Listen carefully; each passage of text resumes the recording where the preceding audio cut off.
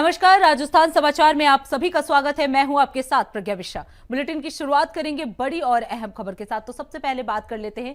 मुख्यमंत्री भजनलाल शर्मा ने शिक्षक दिवस के अवसर पर प्रदेश के सभी शिक्षकों को बधाई और शुभकामनाएं दी है। इस दौरान मुख्यमंत्री ने कहा, राज्य सरकार की योजनाओं और नीतियों के माध्यम से शिक्षा के क्षेत्र में अभूतपूर्व सुधार हो रहा है। शिक्षकों की कड़ी मेहनत और इसमें समर्पण का सबसे अहम योगदान है। उन्होंने युवा पीढ़ी से आह्वान किया कि वो गुरुजनों की आदर और सम्मान करें। और क्या कुछ कहा, चलिए आपको सुनाते हैं। देश के एक महान व्यक्तित्व जिन्होंने आजादी से पहले और आजादी के बाद में अपने आप को इस मां भारती के लिए समर्पित करते हुए देश के अंदर एक जिस बीजारोपण का काम किया, ऐसे में जो इस खुशी को हम कहने से नहीं, अंतर आत्मा की आवाज से बांट सकते हैं कि जो ये कहते थे कि लोग मेरे को शिक्षक के नाम से जाने, ये मेरी सबसे ज्यादा प्रसन्नता होगी। ऐसे डॉक्टर सर्वपल्ली राधाकृष्णन जी को उनके चरणों में प्रणाम करता हूं और उनको श्रद्धांजलि अर्पित करता हूं। और मैं आगे के इस राज्य स्तरीय सम्मेलन के इस कार्यक्रम में मंच पर विराजमान कैबिनेट में मेरे साथी उप मुख्यमंत्री भाई प्रेमचंद जी बैरवा, जिन्होंने बहुत ही मार्मिक आज शिक्षक दिवस के अवसर पर अपने विचार रखे। हमारे दूसरे कैबिनेट के साथी शिक्षा मंत्री सम्मानीय मदन दिलावर जी, जो मन से शिक्षा के क्षेत्र में बदलाव लाना चाहते हैं। लगातार शिक्षा मंत्री बनने के बाद वो बहुत ही गति से काम कर रहे हैं। ऐसे माननीय हमारे शिक्षा मंत्री मदन दिलावर जी,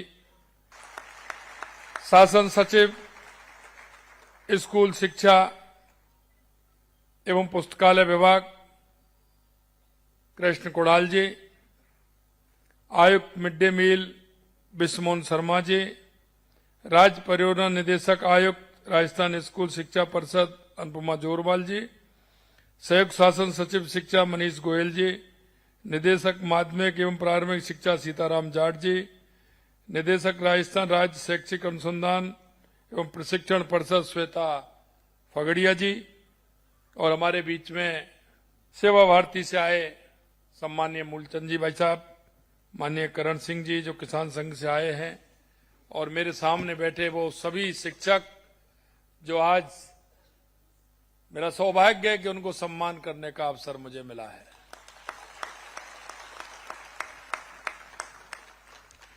मैं आप सभी गुरुजन महानुभावों का,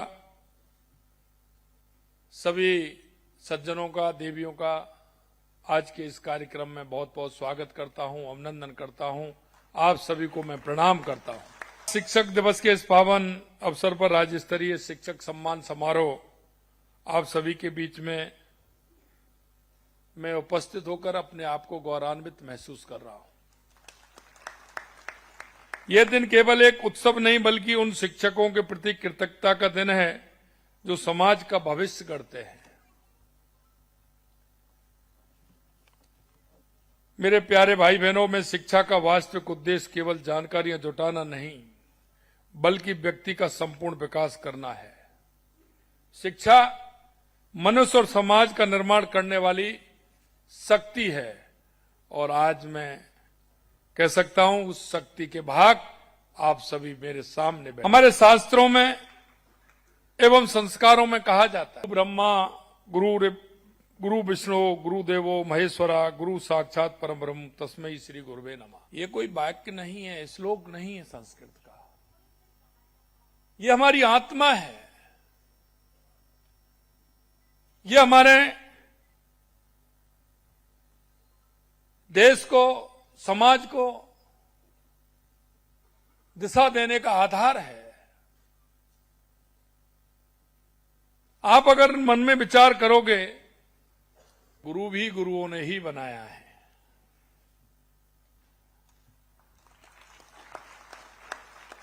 गुरुओं को भी गुरुओं का आशीर्वाद रहा है और ये हमारी परंपरा है। और हमारा गुरु एक शिष्य को नहीं, एक व्यक्तित्व को गढ़ने का काम करता है। अब रुक कर लेते हैं अगली खबर की। राष्ट्रीय स्वयं सेवक संघ यानी आरएसएस और उससे प्रेरित 32 संगठनों के अखिल भारतीय पदाधिकारियों की 3 दिवसीय बैठक जोधपुर में आज से शुरू हुई है। आपको बता दें, इस बैठक का शुभारंभ सर संघ चालक डॉक्टर मोहन भागवत और सर कार्यवाह दत्तात्रेय ओसवाले ने भारत माता के चित्र के समक्ष पुष्प चढ़ाकर किया।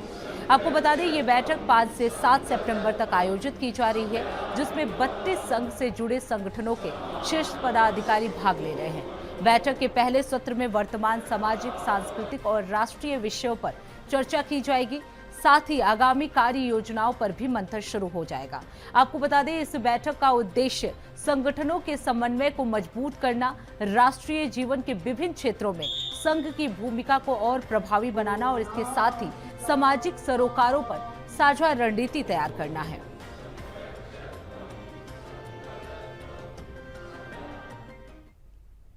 अब रुक कर लेते हैं अगली खबर की। राजस्थान में भारी बारिश का अलर्ट जारी हो गया है। आपको बता दें, दक्षिणी राजस्थान में भारी बारिश से अत्यंत भारी बारिश का अलर्ट जारी किया गया है।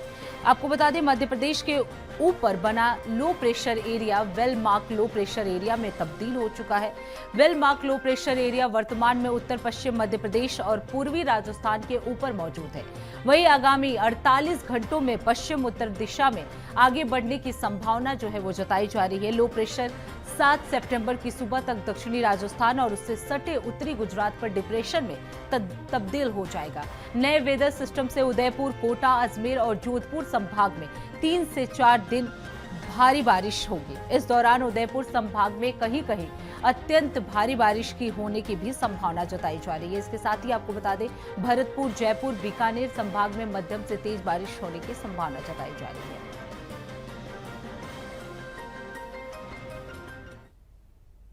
अब रुक कर लेते हैं अगली खबर की। खबर जैसलमेर से है, जहां जश्न ईद मिलादुन्नबी का त्योहार अकीदत और हर्षोल्लास से मनाया गया। मोहम्मद साहब की पैदाइश के इस मुबारक मौके पर मस्जिदों के साथ साथ घरों को भी खूबसूरती से सजाया गया। हजारों की संख्या में मुस्लिम भाई नए कपड़े पहनकर भव्य जुलूस में शामिल हुए। ये जुलूस मुसाफिर खाना से शुरू होकर शहर के प्रमुख मार्गों से होता हुआ बड़ी ईदगाह पहुंचा। ऊंट और घोड़ों की सजी धजी झांकियों ने लोगों का ध्यान खींचा। रास्ते में फूल बरसाकर जुलूस का स्वागत किया गया। मुस्लिम भाई एक दूसरे से गले मिलकर मुबारकबाद दे रहे थे। आपको बता दें, इस दौरान पूर्व मंत्री और मुस्लिम धर्मगुरु शाले मोहम्मद भी इस आयोजन में शामिल हुए और देशवासियों को मिलाद उल नबी की शुभकामनाएं दी। उन्होंने कहा कि हमें पैगंबर के जीवन से प्रेरणा लेकर आपसी प्रेम और सौहार्द बनाए रखना चाहिए।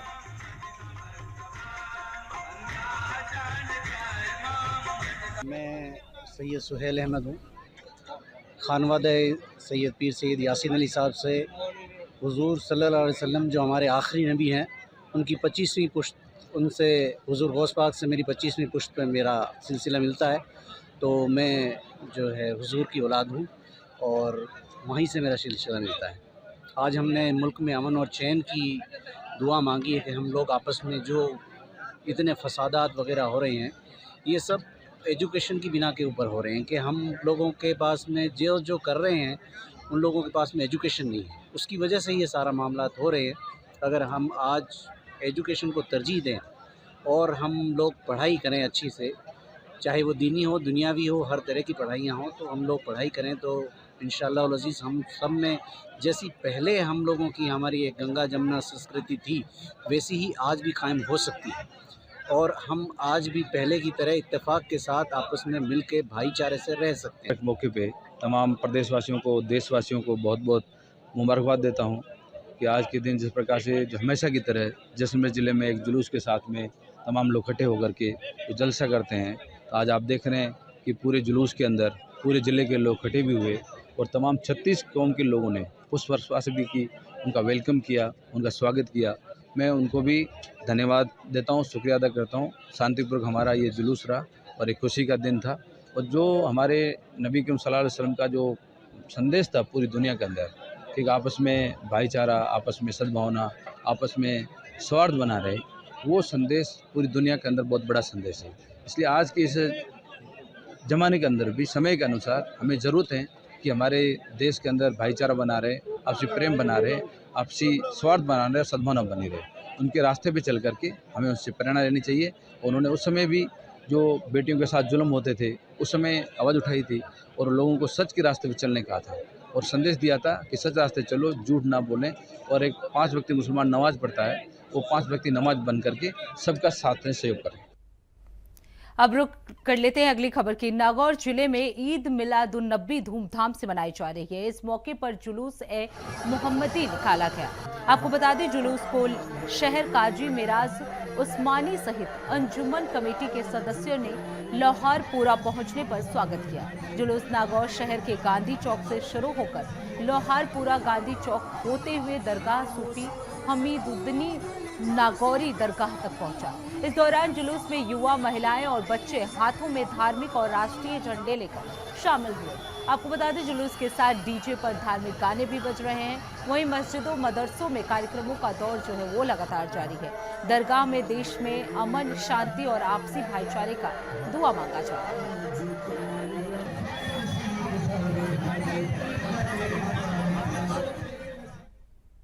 अब रुक कर लेते हैं अगली खबर की। राजस्थान के फलौदी में डीएसटी टीम ने बड़ी सफलता हासिल की है। आपको बता दें, औसिया थाना क्षेत्र के गैंगवार प्रकरण में वांछित 25,000 रुपए के इनामी बदमाश रामअवतार चढ़ा को गिरफ्तार कर लिया गया है। आपको बता दें, रावतारा राम कुख्यात गैंग का सक्रिय सदस्य है और कई आपराधिक मामलों में वो संलिप्त भी रहा है। ये कार्रवाई थाना मतोड़ा क्षेत्र में की गई है, जहां डीएसटी टीम ने उसे दस्तयाब किया है। इस ऑपरेशन में डीएसटी फलौदी के एसआई और अमाना राम और कांस्टेबल महेंद्र चौधरी ने विशेष भूमिका निभाई। आपको बता दें, पुलिस अधीक्षक कुंदन कंवरिया ने मामले की पुष्टि करते हुए बताया कि आरोपी से पूछताछ जो है वो लगातार जारी है और जल्द ही अन्य सदस्यों की गिरफ्तारी भी हो सकती है। पुलिस की सफलता से इलाके में कानून व्यवस्था को लेकर विश्वास बढ़ा है।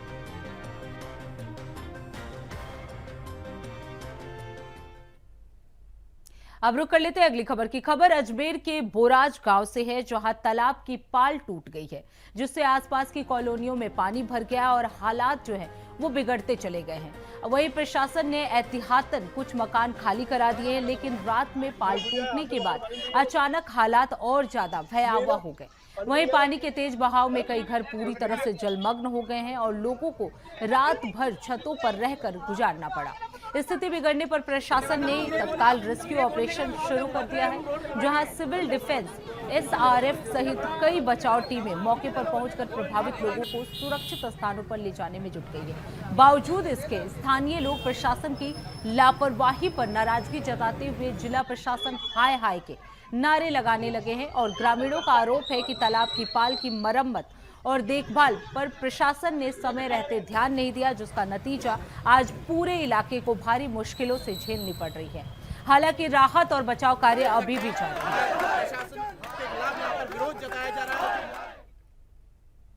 तो फिलहाल रुकते एक छोटे से ब्रेक के लिए। ब्रेक के बाद जल्द लौटेंगे। देखते रहिए इंडिया वॉइस।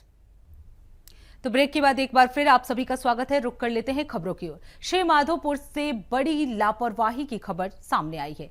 आपको बता दें, सीकर बाजार में स्थित एक बेहद जर्जर बिल्डिंग कभी भी बड़े हादसे का कारण बन सकती है। लेकिन हैरानी की बात यह है कि नगर पालिका अब तक पूरी तरह से मौन है। बारिश जहां आम लोगों के लिए आफत बनकर आती है, वहीं इस बिल्डिंग में रहने वालों और आसपास के दुकानदारों के लिए ये बारिश डर का दूसरा नाम बन गया है। बिल्डिंग का ऊपरी हिस्सा पूरी तरह से टूट चुका है और लगातार हो रही बारिश ने इसकी हालत और भी ज्यादा खतरनाक कर दी है। स्थानीय लोगों की माने तो पास की दुकानों, गली के मकानों और आम राहगीरों पर भी हर पल खतरा मंडरा रहा है। लेकिन नगर पालिका प्रशासन अब तक पूरी तरह से खामोश बैठा है। लोगों का आरोप है कि उन्होंने कई बार नगर पालिका को लिखित सूचना दी है, मौखिक शिकायतें भी की हैं, लेकिन ना तो कोई जांच हुई है और ना ही सुरक्षा के लिहाज से कोई कदम उठाया गया है। क्या प्रशासन किसी बेड़े का बड़े हादसे के बाद जगेगा या फिर ये लापरवाही किसी जान का सौदा साबित होगी? अब रुक कर लेते हैं अगली खबर की। डींग जिले में पिछले एक सप्ताह से हो रही लगातार बारिश से जनजीवन जो है पूरी तरह से अस्त व्यस्त हो गया है। वहीं किसानों की फसलों को भी काफी नुकसान हुआ है। आपको बता दें, जनुथर कस्बे में कई दिनों से हो रही लगातार बारिश से किसानों के खेतों में पानी भर गया है, जिससे खेतों में बाजरे की पकी फसल पूरी तरह से तबाह हो चुकी है। और अधिक बारिश से खेतों में ज्वार बाजरे की पकी हुई फसल में बीज अंकुरित होने लगे हैं। वहीं स्थानीय किसान फूल सिंह चौधरी ने बताया कि अतिवृष्टि और तेज हवा चलने से किसानों की खड़ी फसल गिर चुकी है। फसल में भारी नुकसान होने की संभावना बताई जा रही है। वहीं इस दौरान क्षेत्रीय किसानों ने प्रशासन से नष्ट हुई फसल का मुआवजा दिलाने की मांग कर रहे हैं।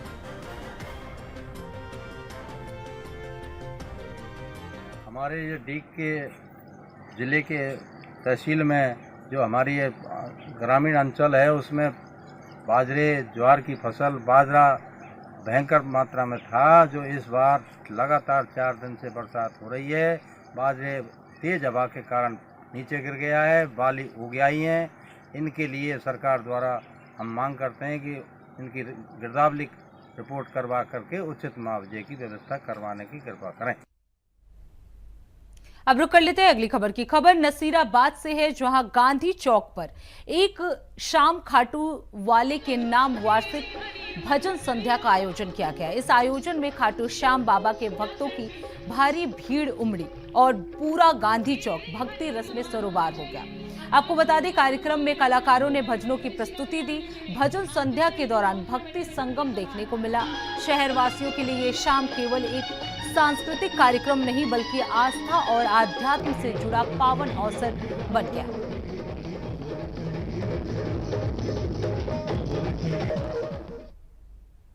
अब रुक कर लेते हैं अगली खबर की। खबर जैसलमेर से है, जहां डांगरी गांव में खेत सिंह हत्या प्रकरण से जुड़ा मामले में बीजेपी नेता का पुलिस की गाड़ी पर खड़े होकर विरोध प्रदर्शन का वीडियो सोशल मीडिया पर तेजी से वायरल हो रहा है। आपको बता दें, इसे लेकर बाड़मेर जैसलमेर सांसद उम्मेदा राम बेनीवाल ने ट्वीट कर पोस्ट किया कर कृत्य की निंदा की है। उन्होंने कहा कि ये वीडियो कानून व्यवस्था की पूरी नाकामी को उजागर करता है।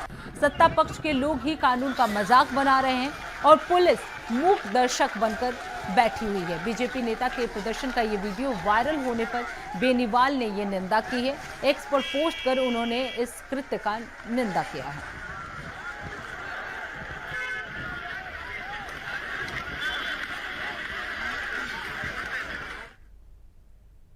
अब रुक कर लेते हैं अगली खबर की। हाल ही में अतिवृष्टि से नागौर जिले में बाढ़ को लेकर नागौर जिले के प्रभारी मंत्री कन्हैया लाल चौधरी ने बैठक कर समस्याओं और उनके समाधान को लेकर समीक्षा की है। इस दौरान उन्होंने अतिवृष्टि से हुए नुकसान की रिपोर्ट बनाकर सरकार को भेजने के निर्देश दिए। उन्होंने संवेदनशीलता और तत्परता के साथ आमजन की समस्याओं का समाधान करने के भी निर्देश दिए। आपको बता दें, तेज बारिश के चलते हालात बिगड़ते जा रहे हैं। कई जिलों में जलभराव और बाढ़ जैसे हालात बन गए हैं। इसी बीच राज्य की राजनीति भी गर्मा गई है। कांग्रेस ने प्रभावित इलाकों में राहत नहीं पहुंचाने और किसानों को मुआवजा न देने के मुद्दे पर सड़क से लेकर विधानसभा तक सरकार के खिलाफ प्रदर्शन किया है। इस बैठक में जिला कलेक्टर अरुण कुमार पुरोहित सहित तमाम जिला स्तरीय अधिकारी जो हैं वो मौजूद हैं। अब रुक कर लेते हैं अगली खबर की। खबर डीग से है, जहां श्री दरिवेश्वर महादेव मंदिर में आज सामाजिक तत्वों ने गणेश जी की प्रतिमा को खंडित कर दिया, जिसे लेकर स्थानीय लोगों में रोष है। वहीं जब सुबह लोग मंदिर में पूजा करने पहुंचे तो भगवान गणेश जी की मूर्ति टूटी हुई मिली, जिसके बाद देखते ही देखते मंदिर के पास लोग इकट्ठा हो गए। वहीं लोगों द्वारा पुलिस को इसकी सूचना दी गई, जिसके बाद पुलिस जो है वो मौके पर पहुंचकर घटना की जानकारी ली। स्थानीय लोगों ने बदमाशों के खिलाफ कठोर कार्रवाई की मांग की है।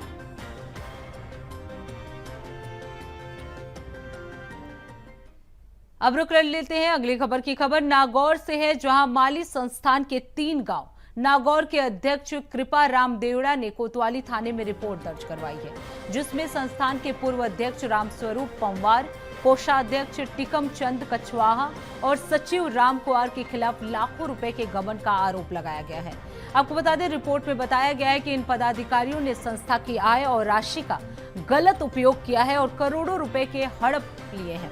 उन्होंने जानबूझकर खातों में वास्तविक इंद्राज नहीं किया और समाज के बैंक खातों में रकम जमा करवाई है। हमारा प्रथम सामूहिक युवा सम्मेलन था, उसमें रामस्वरूप जी पंवार अध्यक्ष थे और उन्होंने सामूहिक युवा किया था हमारे समाज के नाम से, जबकि रिकॉर्ड में इन्होंने कहीं उल्लेख नहीं किया है और रसीदा इसने काटी है जो रसीदा में बीच में गायब है। दूसरी बात है कि इसने कोई भी बाउचर वगैरह कुछ नहीं दिया, एक पाने में सादे पाने में लिख दिया 51 लाख रुपए आवक और 58 लाख रुपए जावक, तो वो रुपये भी हमारे को उन्होंने सौंपा नहीं।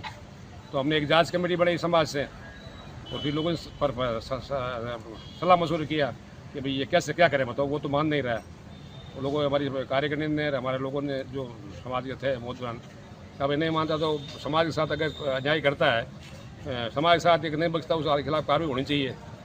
तो हमने हमारी तरफ से पूरा प्रयास किया, उनको बार बार समझाया। पहले उसने 1 साल बाद हमें लिख दिया 500 रुपये स्टाम्प पे, 1 साल बाद मुझे माता ही जाने बाद में उन काम पड़ा जाना फिर सब पीछे, और फिर पीछे पड़े हम, तो उन्होंने 1 साल से हमें हिसाब दिया, फिर हमने उसकी जांच करवाई। तो फिलहाल राजस्थान समाचार में बस इतना ही। देश दुनिया की तमाम बड़ी खबरों के लिए देखते रहिए इंडिया वॉइस। तब तक के लिए नमस्कार।